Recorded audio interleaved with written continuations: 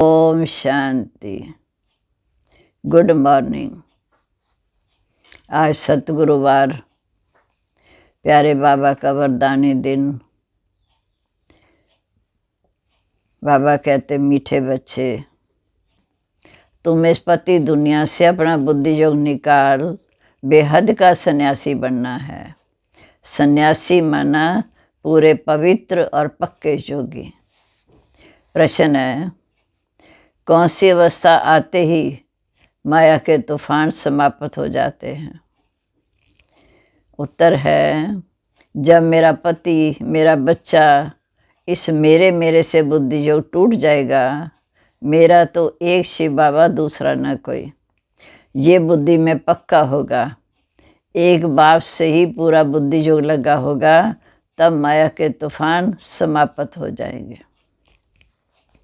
गीत है, कौन आया मेरे मन के द्वारे, पायल की झंकार लिए। ओम शांति।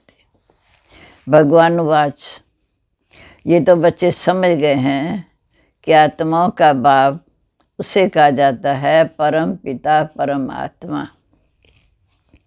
आत्माओं का बाप उसे कहा जाता परम पिता परम आत्मा। बाप खुद समझाते हैं, मेरा कोई आकार में बड़ा रूप नहीं है। जैसे आत्मा के लिए कहते हैं स्टार है, भ्रिकुटी के बीच में रहता है, वैसे मैं भी परमात्मा हूँ। उसकी महिमा बड़ी है। वह ज्ञान का सागर है, सुख का सागर है, सर्वशक्तिवान है।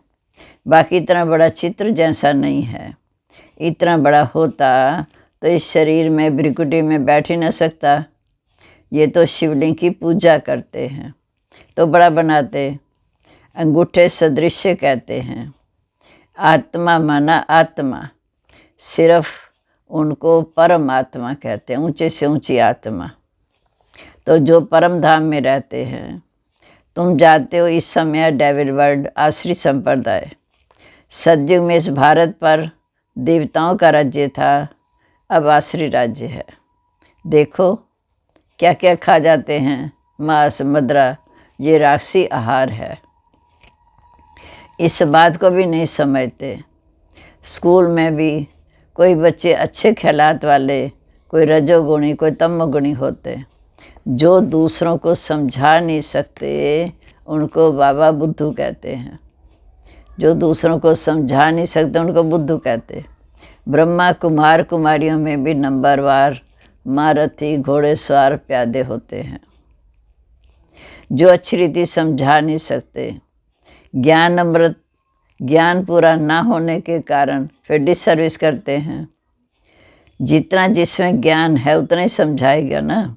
नंबरवार तो हैं, पर बच्चों को नशा होना चाहिए कि हम तो देवता बन रहे हैं। देवता बन रहे हैं तो दैवी गुण चाहिए, दैवी चलन चाहिए, दैवी खान पान चाहिए। बच्चों को नशा होना चाहिए कि हम तो देवता बन रहे हैं।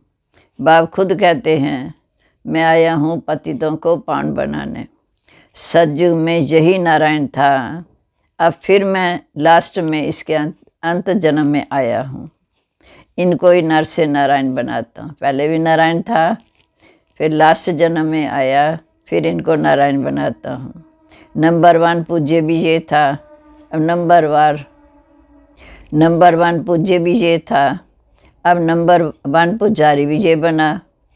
इनका ऑलराउंड पार्ट है, माना शुरू से अंत तक पार्ट है। ये मेरा मुकर्रर तन है, ये चेंज नहीं हो सकता। ऐसे नहीं कि कभी किसी को चांस दूँ। ये ड्रामा बनाया है, इसमें कुछ भी चेंज नहीं हो सकता। भगवान माना भगवान निराकार, ना ब्रह्मा विष्णु शंकर ना कृष्ण। बाबा कहते, मैं तुम्हारे जैसा हूँ, जैसे तुम्हारा रूप ज्योति बिंदु ऐसे मेरा भी। भगवान वाच, मैं तुम्हें राजयोग सिखाने आया हूँ। योग की कितनी महिमा है। बहुत योग आश्रम खुले हैं, उसमें हठ योग आदि सिखाते, परंतु तुम योग बस से सारे विश्व पर राज पाते हो। तुम योग बस से सारे विश्व को स्वर्ग बनाते हो, विश्व को परिवर्तन करते हो। सारी दुनिया में तो योग रहता नहीं। जो कि कितनी महिमा है, जिससे भारत स्वर्ग बन जाता है। ज़रूर स्वर्ग बनाने वाला भी कोई होगा। बाप कहते मैं ही आकर देवता बनने का कर्म सिखाता हूँ। ये तो बड़ा सहज है। बहुत दुनिया में यज्ञ रहते हैं, यहाँ तो मैं कोई यज्ञ नहीं रचना। धूप की खुशबू भी इसलिए की जाती है ताकि वातावरण खुशबूदार बने, बाकी यहाँ कर्म कांड की कोई बात नहीं। बाप स्वयं आकर अपना परिचय देते हैं, मैं आत्मा हूँ जैसे तुम आत्मा हो, परंतु मैं पुनर्जन्म नहीं लेता हूँ। जन्म लेता हूँ, मानव सृष्टि पर आता हूँ, जन्म लेता हूँ, परंतु मरण में नहीं आता हूँ। मेरी जयंती मनाते हैं, मैं इस स्थान में पढ़ाने के लिए, इस स्थान में बच्चों को पढ़ाने के लिए आता जाता रहता हूँ। तो इसको मृत्यु नहीं कहेंगे। मैं आता हूँ देवता बनाने। अब जो आकर पढ़ेंगे, लिखेंगे, बनेंगे नवाब, पढ़ेंगे वही जिन्होंने कल पहले पढ़ाई पढ़ी होगी। बहुत काल से बिछड़े हुए वही सिक्के लदे बच्चे हैं। जो सतयुग के पहले जन्म में बाप से बिछड़ कर आए, वही सतयुग में सिक्के लदे बच्चे। दूसरे थोड़ी 84 जन्म में आते हैं। हम ही सारा 84 का चक्कर। बाबा कहते बहुत काल से बिछड़े हुए वही सिक्के लदे बच्चे हैं। दूसरे थोड़ी 84 जन्मों में आते हैं। हम ही सारा 84 का चक्कर लगाते हैं। कई मनुष्य तो बहुत जन्म लेने से तंग होते। तुमको तो कहेंगे हम 84 जन्म में नहीं आने चाहते, परंतु हम कितने पहलवान हैं जो और ही खुश होते हैं। हम इस 84 के चक्कर को याद करते करते चक्रवर्ती राजा बन जाते। उनके झंडे में भी चक्र है, पर उन्होंने चरखा बना दिया। उनके सामने तुम्हारा कोट ऑफ आर्मर ठीक है, ऊपर में शिव बाबा, नीचे त्रिमूर्ति और चक्र बिल्कुल ठीक लगा है। तो ये तुम्हारा शिव का झंडा ऊंचा रहे, बिल्कुल ठीक है। फिर बाबा कहते तुमको समझाया कि सन्यास भी 2 प्रकार का है। एक है निवृत्ति मार्ग का सन्यास, जो घर बार छोड़ जंगल में चले जाते, वो है हाफ सन्यास। तुम्हारा है फुल सन्यास, सारी आसरी दुनिया का आप सन्यास करते हो। मेरा पति, मेरा बच्चा, मेरा गुरु, उन सब मेरे से बुद्धि योग तोड़ते हो। मेरा तो एक शिव बाबा, दूसरा ना कोई। जब तक ये अवस्था नहीं आएगी तब तक तूफान लगते रहेंगे। जब तक ये अवस्था नहीं आती तब तक तूफान आते रहेंगे। बाकी सारी आसरी दुनिया का सन्यास कराते हैं, क्योंकि ये सब भस्म होना है। तुम रहते संबंधियों के बीच में हो, परंतु उनको देखते बुद्धि वहाँ शिव बाबा की तरफ लगी रहे। तुम रहते परिवार के बीच में हो, परंतु उनको देखते बुद्धि शिव बाबा की तरफ लगी रहे। मेरा कुछ है ही नहीं तो काम क्रोध किससे होगा। ये युक्ति बहुत अच्छी है कि शिव बाबा की तरफ बुद्धि होगी तो काम क्रोध की वासना नहीं आएगी। परंतु जब बुद्धि में बैठे, इसको कहा जाता है सहज राज योग। तुम योग लगाते हो भविष्य रजाई पाने के लिए। वो है, ये है गुह्य पॉइंट्स। योगी तो दुनिया में बहुत हैं, परंतु बाबा कहते एक का भी मेरे साथ योग नहीं। कोई हठ योग कर रहा है, कोई सांस चढ़ा रहा है, पर मेरे साथ किसी एक का भी योग नहीं। मेरे बदले मेरा निवास स्थान ब्रह्म तत्व से योग लगाते हैं, जो हमारा वास्तविक घर है। जैसे भारतवासी अपने निवास स्थान हिंदुस्तान को अपना धर्म समझ बैठे हैं, वैसे वह भी अपने को ब्रह्म का बच्चा समझते हैं। बच्चे भी नहीं कहते। बाबा कहे तो फिर वर्षा चाहिए। अगर हम बच्चे हैं तो हमें वर्षा चाहिए। अब ब्रह्म तत्व से थोड़ी वर्षा मिलेगा। गुरुओं से अनुभव किया, अर्जुन को भी दिखाया। बच्चा कहें तो फिर वर्षा चाहिए। वह तो कहते तत्व में लीन हो जाएंगे। बाबा को तो अनुभव है, बहुत सन्यासी गुरुओं से अनुभव किया। अर्जुन को भी दिखाते हैं, बहुत गुरु थे। तुम सब अर्जुन हो। अर्जुन माना बाबा के ज्ञान को जीवन में धारण करने वाले, अर्जित करने वाले। इस समय सारी दुनिया पर रावण का राज्य है। सारी दुनिया लंका है। वह सिलान का द्वीप लंका नहीं, वह हद की लंका, परंतु बेहद की लंका तो सारी दुनिया में है। विकार तो सारे विश्व में फैले हुए हैं। अब सारी दुनिया पर रावण का राज्य है। राम के राज्य में इतने मनुष्य नहीं थे। जब राम राज्य है तो राम राज्य नहीं, कहाँ चला जाता? फिर राम राज्य आता तो राम राज्य नहीं। ये ड्रामा है। ये चक्र सदा फिरता रहता। तब ये चक्र सदा फिरता रहता। जब सतयुग आता तो द्वापर कलयुग नीचे चला जाता। फिर सतयुग त्रेता नीचे से ऊपर आ जाएगा। सतयुग है तो द्वापर कलयुग नीचे, जब द्वापर कलयुग आएगा तो सतयुग नीचे। है चक्र की बात। उन्होंने तो ऐसे लिख दिया कि कोई सागर में चला नहीं जाता, वह तो सागर से निकल भी नहीं आता। ये तो सृष्टि चक्र है जो चलता रहता है। बाप समझाते हैं, ये बड़ी गुह्य समझने की बातें हैं। इसमें पवित्रता फर्स्ट और योग भी पक्का चाहिए। इसको कहा जाता है कंप्लीट संन्यास। सब तरफ से बुद्धि हटाए बाबा को याद करना। इस दुनिया से बुद्धि जो खलास। ये बातें तुम्हारे में भी कोई समझते होंगे। सब समझें तो ज्ञान गंगा बन जाए, छोटी नदी बने, कैनाल बने, अच्छा टुबका बन घर में सुनाएं तो भी समझें कुछ समझा है। परंतु घर में भी नहीं बता सकते। बाबा कहते देखो, कैसा भी गरीब हो घर में भी गीता पाठशाला खोल सकते हैं। भले एक ही कमरा हो, उसी में खाते पीते सोते हों। अच्छा काम उतार, सफाई कर, फिर ये क्लास लगा लो। 3 पैर पृथ्वी में इतनी बड़ी हॉस्पिटल खोल सकते हो। साहूकार की बातें छोड़ो, बाप तो गरीब निवास है ना। साहूकार तो बोलते हैं हमें तो जाएं स्वर्ग है। बाबा कहते अच्छा तुम अपने स्वर्ग में खुश रहो, मैं तुमको क्या दूं। दान भी गरीब को दिया जाता है। बड़ा आदमी तो जहाँ ज़मीन में बैठने से चमकेंगे। बाबा कहते भल अपने महल में रहो।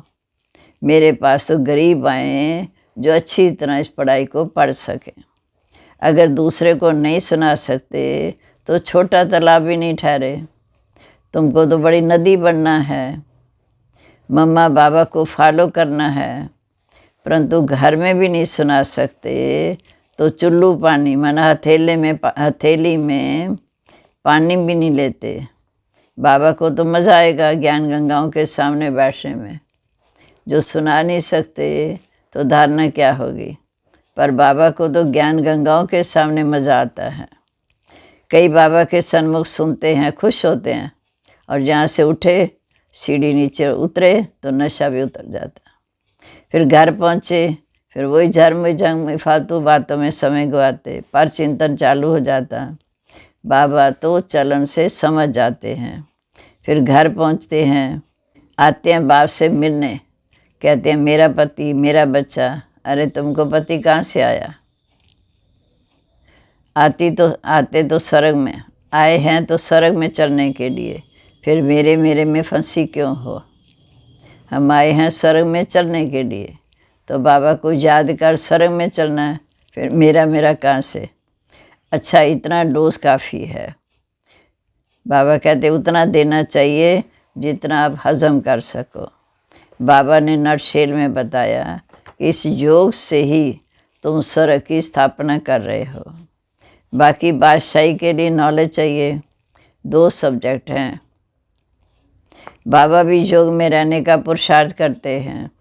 तब कहते हैं मीठे बच्चे एक बाप को याद करो, ना बिसरो ना याद रहो। याद करो और बाकी न्यारे प्यारे रहो। अच्छा मीठे मीठे सिक्के लदे बच्चों प्रीत, माता पिता बाप दादा का याद प्यार। Good morning. रूहानी बाप की रूहानी बच्चों को नमस्ते। हम रूहानी बच्चों की रूहानी बाप दादा को नमस्ते नमस्ते बाबा, गुड मॉर्निंग। बड़ा बड़ा शुक्रिया जो स्पष्ट ज्ञान देकर हमें कितना ऊंचा उठाते हैं। अभय धारणा के लिए मुख्य सार। पहली पॉइंट, इस पुरानी दुनिया का कंप्लीट संन्यास करना है। पवित्रता और योग की सब्जेक्ट में फर्स्ट नंबर लेना है। दूसरा, ज्ञान गंगा बन पतितों को पान बनाने की सेवा करनी है। मम्मा बाबा को फॉलो कर बड़ी नदी बनो। अभय वरदान, ब्राह्मण जीवन में कम खर्च बाला नशीन करने वाले अलौकिकता संपन्न भव। ब्राह्मण जीवन में कम खर्च बाला नशीन करने वाले अलौकिकता संपन्न भव। इस अलौकिक ब्राह्मण जीवन का विशेष स्लोगन है, कम खर्च बाला नशीन। खर्चा कम हो लेकिन प्राप्ति शानदार हो, अर्थात रिजल्ट अच्छे से अच्छी हो। अलौकिकता संपन्न जीवन तब कहेंगे जब बोल में कर्म में खर्च कम हो, कम समय में काम ज़्यादा हो, कम बोलने में स्पष्टीकरण ज़्यादा हो, संकल्प कम हो लेकिन शक्तिशाली हो। इसको कहा जाता है कम खर्च बाला नशीन। जो सर्व खजाने कम खर्च करते हैं उनके भंडारे सदा भरपूर रहते हैं। उधर से बचत कर, बुद्धि में याद रख, फिर अनेकों की सेवा के निमित्त बनते हैं। स्लोगन है, बाप और सेवा से सच्चा प्यार है तो परिवार का प्यार स्वतः मिलता है। बाप और सेवा से सच्चा प्यार है तो प्यार परिवार का स्वतः मिलता है।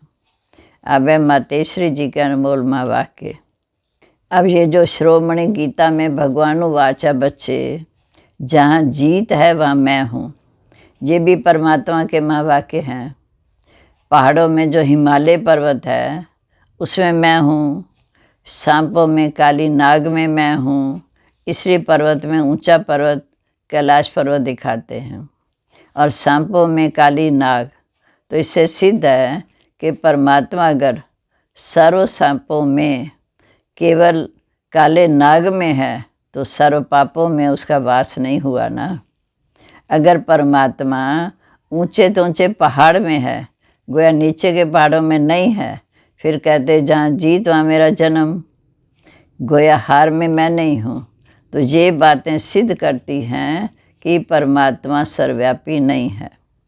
एक तरफ ऐसे भी कहते हैं, दूसरी तरफ ऐसे भी कहते हैं कि परमात्मा अनेक रूप में आते हैं। जैसे परमात्मा को 24 अवतार दिखाए, कहते हैं कच्छ मच्छ आदि सब रूप परमात्मा के हैं। अब ये है उन्हों के मिथ्या ज्ञान। ऐसे ही परमात्मा को सर्वत्र समझ बैठे। जबकि इस समय कलयुग में सर्वत्र माया ही व्यापक है, फिर परमात्मा व्यापक कैसे ठहरा? गीता में भी कहते हैं कि मैं फिर माया में व्यापक नहीं हूँ। इससे सिद्ध है कि परमात्मा सर्वत्र नहीं है। मम्मा ने सिद्ध किया कि परमात्मा सर्वव्यापी भी नहीं है और परमात्मा नाम रूप से न्यारा भी नहीं है। दूसरा, अब ये जो हम जानते हैं कि जब हम निराकारी दुनिया कहते तो निराकार का ये नहीं कि उसका कोई आकार नहीं। जैसे हम निराकारी दुनिया कहते हैं तो इसका मतलब ज़रूर है कि कोई दुनिया है, परंतु उसका स्थूल सृष्टि माफिक आकार नहीं है। ऐसे परमात्मा निराकार है लेकिन उनका अपना रूप सूक्ष्म रूप अवश्य है। तो हम आत्मा और परमात्मा का धाम निराकारी दुनिया है। हम आत्मा भी वहाँ रहने वाली, परमात्मा भी वहाँ रहने वाला। जब हम दुनिया अक्षर कहते हैं तो इससे शुद्ध है कि वो दुनिया और वहाँ रहते हैं, तभी तो दुनिया का नाम पड़ा है। जब हम दुनिया अक्षर कहते हैं तो इससे सिद्ध है कि वो दुनिया है और हम वहाँ रहते, तभी तो दुनिया नाम पड़ा। अब दुनियावी लोग तो समझते हैं कि परमात्मा का रूप अखंड ज्योति तत्व है, तो वो हुआ परमात्मा के रहने का ठिकाना, जिसको रिटायर्ड होम कहते हैं, शांति धाम। तो हम परमात्मा के घर को परमात्मा नहीं कह सकते। अब दूसरी है आकारी दुनिया, जहाँ ब्रह्मा विष्णु शंकर देवताएं आकारी रूप में रहती हैं। और ये है साकारी दुनिया, जिसके दो भाग हैं। एक है निराकारी निर्विकारी स्वर्ग की दुनिया, जहाँ आधा कल्प सर्वदा सुख ही सुख है, पवित्रता और शांति है। दूसरी है विकारी दुनिया, दुख और शांति की दुनिया। अब वो दो दुनियाएं क्यों कहते हैं? क्योंकि ये जो मनुष्य चाहते हैं, स्वर्ग और नरक दोनों परमात्मा की रची दुनिया है। इस पर परमात्मा के महावाक्य हैं, मीठे बच्चे, मैंने तुम्हारे लिए कोई दुख की दुनिया नहीं रची है। इस पर परमात्मा के महावाक्य हैं कि मीठे बच्चे, मैंने कोई दुख की दुनिया नहीं रची है, मैंने तो रची है जो सुख की। अब ये जो दुख और शांति की दुनिया है, वह मनुष्य अपने आप को और मुझ परमात्मा को भूलने के कारण ये कर्मों का हिसाब किताब भोग रहे हैं। बाकी ऐसे नहीं कि जिस समय सुख और पुण्य की दुनिया है वहाँ कोई सृष्टि नहीं चलती। हाँ, अवश्य जब हम कहते हैं कि वहाँ देवताओं का निवास स्थान है, वहाँ सब प्रवृत्ति चलती है, परंतु इतना ज़रूर है कि वहाँ विकारी पैदाइश नहीं है, जिस कारण इतना कर्म बंधन नहीं है। उस दुनिया को कर्म बंधन रहित स्वर्ग की दुनिया कहते हैं। वो एक है निराकारी दुनिया, दूसरी आकारी दुनिया, तीसरी है साकारी दुनिया।